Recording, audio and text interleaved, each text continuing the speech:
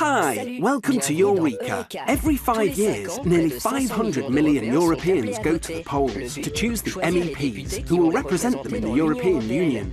Today, the Parliament is the only European institution directly elected by the citizens. But that wasn't always the case. Let's go back to 1958.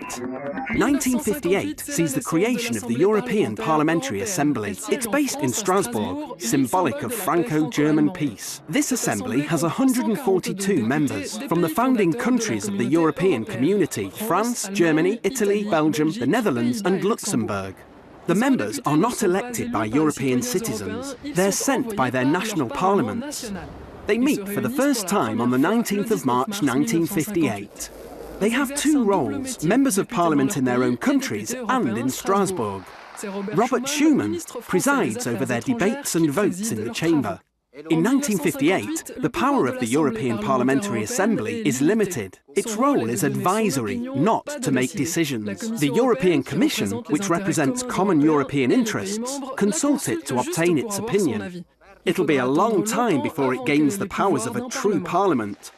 In 1962, the Parliamentary Assembly changes its name. It becomes the European Parliament, but it still doesn't have any more powers. In the 1970s, Europe grows from 6 to 9 members.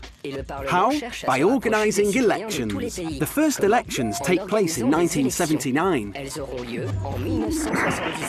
In 1979, for the first time in history, 180 million citizens from 9 different countries are invited to elect the European Parliament. Campaigning for the European elections is intense, and Europeans will take part in large numbers. Elections begin on the 10th of June 1979. Over 4 days, voters go to the polls in 9 member states. 6 in 10 citizens of voting age turn out to vote. They vote by universal direct suffrage, which means that they choose their representatives directly. 410 MEPs are elected.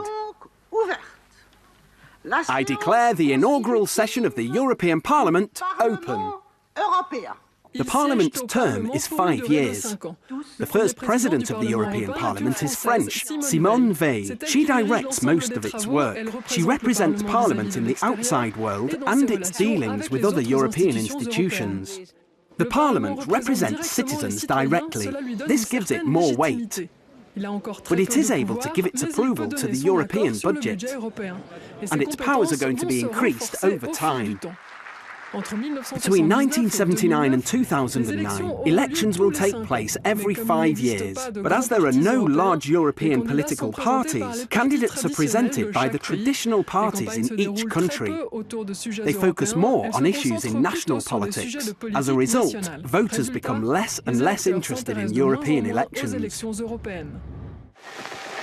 Over 30 years, the European Union grows from 9 to 27 countries.